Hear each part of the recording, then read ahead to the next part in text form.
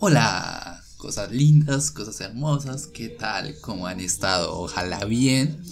Mi nombre es Cubon y en el día de hoy vamos a reaccionar a la historia de España en 15 minutos. Pero este video es de una persona bastante chévere, bastante divertida, llamada Memoria de Pez. Los videos de él son súper entretenidos, ¿cierto?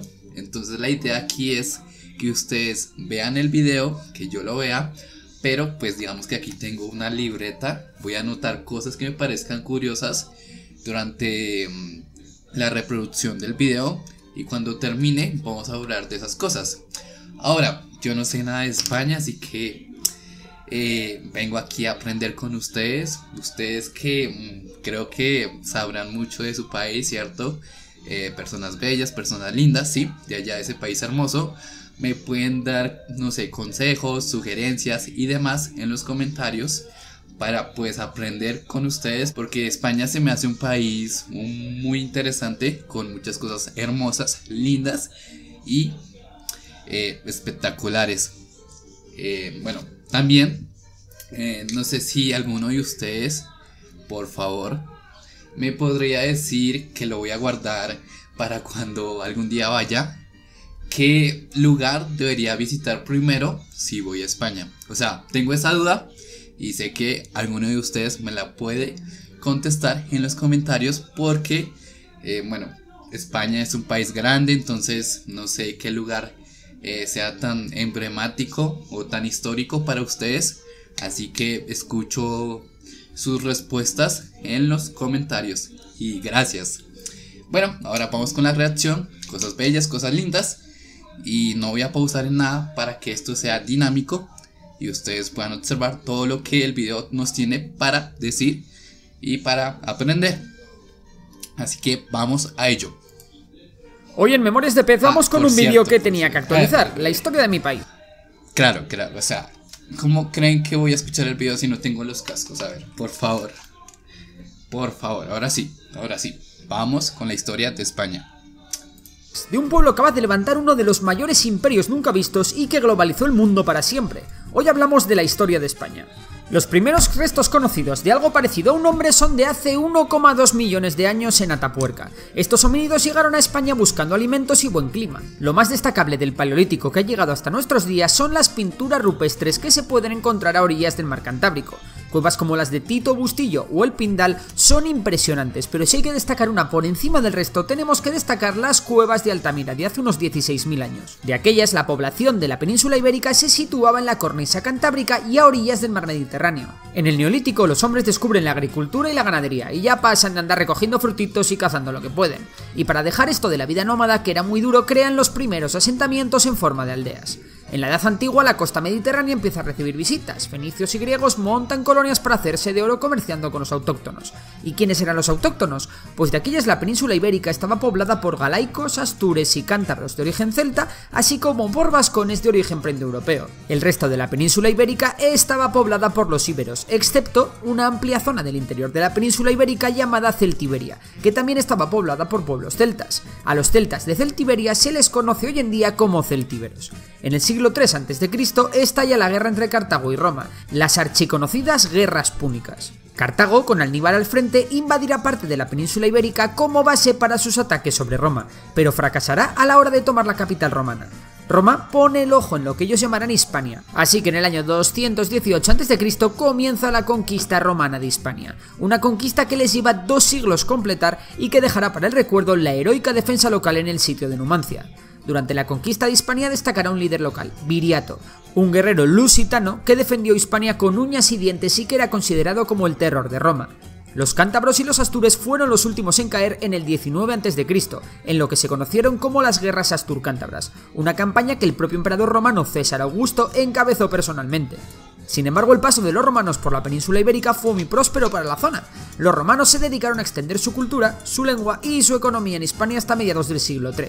A día de hoy se pueden visitar en España tesoros de la arquitectura romana como el acueducto de Segovia, los teatros romanos de Mérida, Málaga o Cartagena, el anfiteatro de Tarragona, la muralla romana de Lugo o el puente romano de Córdoba. Trajano, Adriano, Marco Aurelio y Teodosio fueron emperadores romanos de origen hispano. Con los romanos también llegó algo que dará mucho que hablar en la historia de España: el cristianismo. Sin embargo, las guerras, los malos emperadores y la corrupción dejaron a Roma muy debilitada, y el Imperio Romano fue pasto de los pueblos germánicos que llegaron del norte. La península ibérica no fue una excepción, y pueblos como los vándalos, los suevos o los alanos la invadieron.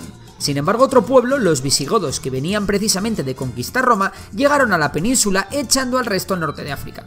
En vez de acabar con todo vestigio romano, los visigodos adoptaron el cristianismo y gran parte de la cultura romana. Y bueno, aquellos eran tiempos en los que la historia se parecía mucho a Juego de Tronos, os lo demuestro. Los seguidores de un antiguo rey visigodo, Witiza, querían destronar a otro rey visigodo, Don Rodrigo, y para ello necesitaban más soldados, así que no se les ocurrió otra cosa que pedir ayuda a un nuevo imperio que se extendía desde Oriente Medio por todo el norte de África. De esta manera, en el 711 desembarcó un ejército musulmán en la península ibérica. El ejército árabe bereber acabó con el rey Rodrigo, que murió en combate en la batalla de Guadalete, pero los musulmanes, que tontos no eran, pensaron: hey, estos que nos han traído aquí son unos mataos. Tal vez podríamos quedarnos con todo y conquistar Europa. Así que en 9 años casi toda la península, menos alguna zona del norte y los Pirineos, estaba ocupada por los musulmanes. En el 722, unos pocos señores cristianos vencen en la batalla de Covadonga al ejército árabe, iniciándose la reconquista. Se forma entonces el reino de Asturias, con el rey Pelayo a la cabeza. El reino de Asturias se dividirá en varios territorios tras el reinado de Alfonso III, quien divide el reino entre sus hijos. Algo que no es una gran idea si tus hijos son unos sinvergüenzas que matarían a su propio hermano con tal de tener más tierras. Bueno, pues al principio el reino más top fue el reino de León, y es el que llevará durante tiempo la voz cantante en la península. Sin embargo, finalmente, tras muchas idas y venidas, con independencias, regicidios, señoríos y demás movidas de por medio, el reino León desaparece y se forman 4 reinos cristianos: el de Castilla, la Corona de Aragón, el reino de Navarra y el reino de Portugal. En el mundo musulmán las cosas tampoco es que fuesen mucho mejor. Al territorio bajo dominio musulmán se le conocía como Al-Ándalus. En el 773 Abderramán I proclamó el Emirato de Córdoba para montarse así su propio chiringuito e independizar Al-Ándalus del resto del mundo islámico. Abderramán III acabará con el Emirato y proclamará el Califato de Córdoba hasta el año 1031. Con el Califato de Córdoba se alcanza el punto de máximo esplendor de Al-Ándalus, pero una guerra civil, seguida de una gran inestabilidad política en la que los califas se sucedían uno tras otro y duraban menos que un caramelo a la puerta de un colegio, hizo que el califato se fragmentase en multitud de reinos conocidos como taifas. Y claro, las taifas por sí solas tenían mucho menos poder e incluso pagaban a los reinos cristianos para que estos, que eran mucho más grandes, les protegiesen. ¿Y por qué aceptaban los cristianos proteger a los que ellos consideraban que eran infieles? Pues porque los musulmanes eran los únicos que tenían acceso al mercado oriental con el resto del mundo islámico, a través del Mediterráneo. Y claro, esto otorgaba muchas ganancias. Ya sabéis, la pela es la pela, y al final todo se puede comprar con oro, hasta que tu mayor enemigo te proteja. Sin embargo, los musulmanes comenzaron a perder territorio en una lenta pero constante retirada. El gran punto de inflexión de la reconquista fue la batalla de las Navas de Tolosa, en el 1212, en el que los reyes de Navarra, Aragón y Castilla encabezan una desesperada carga de película que consigue derrotar al ejército musulmán. La reconquista cristiana duró 8 siglos, así que para que os hagáis una idea, los musulmanes estuvieron en la península ibérica más tiempo del que ha pasado desde que se completase la propia reconquista. En 1492 los reyes católicos conquistan el reino de Granada, último reducto musulmán en la península ibérica. El mismo año, Cristóbal Colón llega sin saberlo a América. Con la llegada de los Austrias a la corona nace el concepto de España, aunque bueno, los historiadores no se ponen muy de acuerdo en esto, y algunos dicen que fue mucho más tarde, otros que antes, en fin. Lo importante es que Carlos I hereda posesiones en toda Europa, lo que unido a las victorias militares en Italia contra Francia, los descubrimientos en Oceanía y las conquistas de los imperios azteca, maya e inca, que traerán ingentes cantidades de oro y plata, hacen que el imperio español se convirtiese en uno de los más grandes de la historia, alcanzando su plenitud con Felipe II. De esta época también son algunos de los grandes escritores de la historia de España, como Cervantes, Lope de Vega, Calderón de la Barca o Quevedo, en lo que se conoce como el Siglo de Oro. Sin embargo, los reyes que sucedieron a Felipe II dejaron mucho que desear. El imperio español comenzó a tener demasiados problemas. Por un lado, la iglesia ralentizaba gran parte del progreso y la innovación. Por otro lado, el imperio tenía demasiados enemigos y las constantes guerras arruinaron las arcas imperiales. La llegada de oro y plata causó una gran subida de los precios en Castilla, que hizo que ésta perdiese todo su tejido productivo, ya que que simplemente era más barato importar productos manufacturados. Si a todo esto le sumamos que en el siglo XVII la plata y el oro llegaban en cantidades menores y que la corrupción campaba a sus anchas sin que los reyes vividores hicieran nada por impedirlo, pues tenemos una decadencia brutal. El imperio perdió la guerra de los 30 años y perdió Flandes. En 1700 Carlos II muere sin descendencia y se desata una guerra por ver quién iba a ser el nuevo rey de España. La guerra fue entre los partidarios de los Austrias y los partidarios de los Borbones procedentes de Francia, una guerra en la que intervienen prácticamente todas las potencias europeas del momento. Vamos, que la guerra fue una guerra mundial de la época. Los Borbones, con la ayuda de Francia, se harán con la corona española y durante el siglo XVIII el imperio se recuperará alcanzando su máxima extensión. Felipe V primero, Fernando VI después y finalmente Carlos III modernizarán la estructura imperial y crearán una armada y una flota mercante competente. Incluso conseguirán alguna victoria militar importante como la defensa de Cartagena de Indias por Blas de Lezo o la fundamental ayuda a Estados Unidos en su independencia. Sin embargo, a la muerte de Carlos III llegarán los que posiblemente sean los peores reyes de la historia de España, Carlos IV y su hijo Fernando VII. Con ellos volverá la decadencia del Imperio Español, que se agudizará en 1805 con la derrota contra los ingleses en la batalla de Trafalgar. Poco después, Francia invadirá España. Esto fue algo así como: «Hey España, ¿me dejas pasar para atacar Portugal? Será solo un momento». Claro que sí, hombre, pase, pase. Oye, que al final, monsieur, me ha gustado la tortilla esta que hacéis con patatas y creo que me voy a quedar todo esto. Pues nada, Napoleón tira de enchufismo y pone a su hermano como nuevo rey. Sin embargo, con la ayuda de los ingleses, Portugal y gracias a las guerrillas, el ejército español consigue expulsar a los franceses del país, restableciendo al absolutista Fernando VII como rey. Durante la guerra se promulgó la primera constitución, la de Cádiz de 1812, pero bueno, Fernando VII pasará de esas cosas de constituciones. Los territorios españoles de ultramar aprovecharon la guerra para iniciar sus movimientos independentistas. De esta forma, la mayor parte de los territorios americanos se independizan entre 1810 y 1821. El reinado absolutista de Fernando VII son posiblemente los peores años de la historia de España. Unos años oscuros, de servidumbre, en la que España lo pierde absolutamente todo. El general Riego intentará derrocar a Fernando VII y lo consigue durante 3 años, pero Fernando VII pide ayuda a sus amiguitos de Europa y Francia le envía un ejército para que vuelva al trono. A la muerte de Fernando VII estalla una guerra civil entre los que defendían la sucesión de su hija al trono y los que defendían que el trono debería ser para su hermano Carlos. Básicamente, los seguidores de Carlos, es decir, los carlistas, eran defensores a ultranza del absolutismo, es decir, de la línea más dura del antiguo régimen, los fueros y el dios, patria y rey. Mientras que los realistas, que apoyaban a la hija de Fernando VII, Isabel II, que por cierto de aquellas era una niña, eran partidarios de una monarquía algo más liberal. Hasta 3 guerras habrá por esta cuestión, conocidas como las guerras carlistas. Las guerras carlistas fueron un verdadero freno para el país, que perdió el tren de la industrialización que campaba por Europa. Y sin embargo, no sirvieron para nada, ya que en las 3 guerras los carlistas fueron derrotados por los realistas. No obstante, la inestabilidad política y las crisis constantes eran ya un hecho en España. Tras el reinado de Isabel II vendrían 2 cortas etapas. Una monarquía con Amadeo de Saboya al frente, al que nadie hacía ni caso, y luego, por primera vez, una república. Ninguna de las dos durará mucho, y los Borbones volverán con Alfonso XII primero y con Alfonso XIII después. A final de este siglo comienza a llegar a España la revolución industrial, por fin. Se focalizará esta sobre todo en Asturias, País Vasco y Cataluña. Sin embargo, lamentablemente la industria española se sitúa muy pero que muy lejos de las grandes potencias industriales como Reino Unido, Alemania o Bélgica. En 1898 España pierde sus últimas colonias en ultramar tras perder una guerra con Estados Unidos. Cuba, Filipinas, Puerto Rico y Guam nunca volverán a ser españolas. El comienzo del siglo estuvo marcado por la fundación de los grandes sindicatos, la UGT y la CNT. España, que no está para muchas fiestas, permanece neutral durante la Primera Guerra Mundial. De hecho, España aprovecha para hacer negocios y vende de todo a ambos bandos. Por fin una buena noticia para la economía española, que ve como por fin su industria comienza a crecer.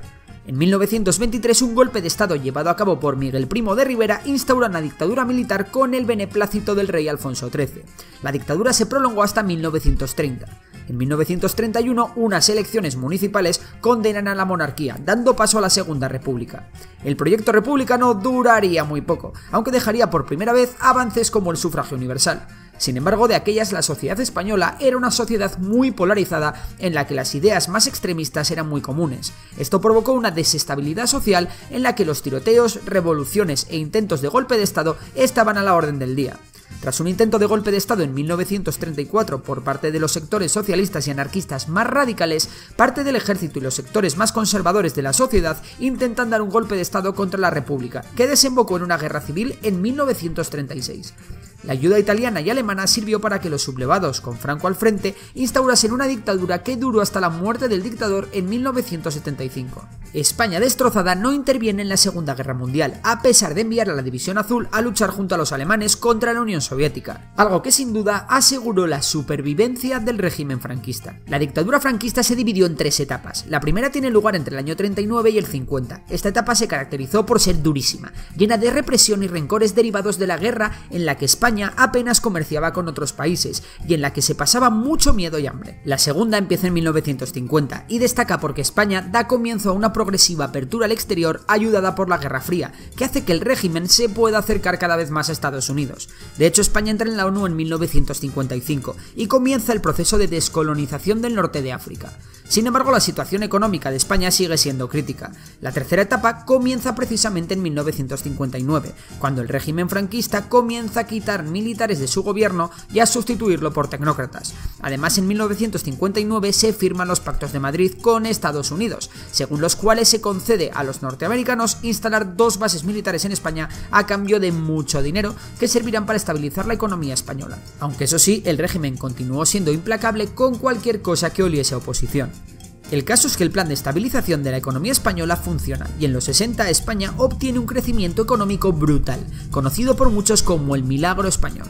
Con la muerte de Franco llegó una etapa conocida como la transición, que democratizó el país. En 1978 se aprobó la Constitución en referéndum, que convertía a España en una monarquía parlamentaria. El 23 de febrero de 1981, un intento de golpe de Estado fracasó estrepitosamente. En el 82, un partido de izquierdas, el PSOE, volvía a estar en el gobierno, algo que no ocurría desde la Segunda República. Por otro lado, España entraba en la OTAN y en 1985 también entraba en la Unión Económica Europea, recuperando su lugar e importancia histórica en el continente. Un resurgimiento que se confirmó con la celebración de los Juegos Olímpicos de Barcelona 92. En los 90, España también intervino como fuerza pacificadora en la guerra de Bosnia. Más tarde, ya en los años 2000, España intervino militarmente en Afganistán y en la guerra de Irak contra las fuerzas de Saddam Hussein. El 11 de marzo de 2004, España sufre el mayor atentado de su historia. Poco antes, en 2002, España había adoptado el euro como moneda junto a 11 países más de la Unión Europea. La bonanza económica de la primera década de siglo es interrumpida por una gran crisis económica, una crisis de la que saldrá un movimiento que dará la vuelta al mundo, el 15M, un 15M que desembocará en la ruptura del bipartidismo que se había mantenido desde 1982. También la última década nos ha traído una buena noticia. El 20 de octubre de 2011, una ETA acorralada por las fuerzas de seguridad del Estado anunciaba el cese de la actividad armada. Y bueno, por mi parte esto es todo. ¿Qué otro episodio habrías incluido en este resumen de la historia de España? Si te ha gustado el vídeo ya sabes que puedes... Ok. No, increíble la historia. Todo el hecho histórico que tuvo que haber para que España fuese lo que es hoy en día. Un gran país, un hermoso país y sobre todo un país con una cultura muy marcada, que vino desde los inicios, desde cuando empezó todo esto, sí. Entonces es increíble, maravilloso. Sin embargo, me gustaría saber si está todo lo que constituye a España en este video, o si no, me lo pueden decir en los comentarios, que yo los voy a leer con todo gusto porque me interesa aprender más sobre el tema, ¿cierto? Este video fue súper informativo, súper chévere porque aprendí cosas nuevas y espero que ustedes, cositas bellas, cositas hermosas, me puedan dar algo más a conocer en los comentarios. Yo sé que sí, yo sé que España tiene mucha historia, que tiene muchas cosas increíbles, entonces por favor me pueden afirmar muchas cosas en los comentarios, se los agradecería de corazón. ¿Y qué más? O sea, no, sin palabras, o sea, todo lo que tuvo que ser España antes para llegar a este después. Dios, es un país que la verdad también ha tenido pues sufrimiento, ha tenido cosas buenas, cosas malas, como cualquier otro país, pero eso le ha servido para aprender, para mejorar y para hacer lo que es hoy el país, un muy buen país de hecho, y nada, súper asombrado por este país, y sí, algún día me gustaría visitarlo, o sea, Antes de morirme, nunca sabremos si un mañana, pero bueno, antes de morirme, me gustaría ir a visitar ese país. Y por eso también quiero que me digan en los comentarios a qué lugar debería de ir primero, o a qué sitio, o no sé si para ustedes españoles, españolas, haya un lugar histórico que sea muy emblemático como para irlo a ver primero, a visitar primero y ver qué me puedo encontrar. Siendo así, espero les haya gustado este video. Señores, señoritas, cosas hermosas, cosas bellas. No olviden de suscribirse, por favor, de dejar su like, comentar, compartir. Y nos vemos en el próximo video. Pero antes les deseo una hermosa tarde, una hermosa noche o un hermoso día. Que todo lo que hagan, lo hagan con total éxito. Y que tú sí vales en este mundo, porque para eso estás. Para cambiarlo y para construirlo. Cuídate. Adiós. Los amo.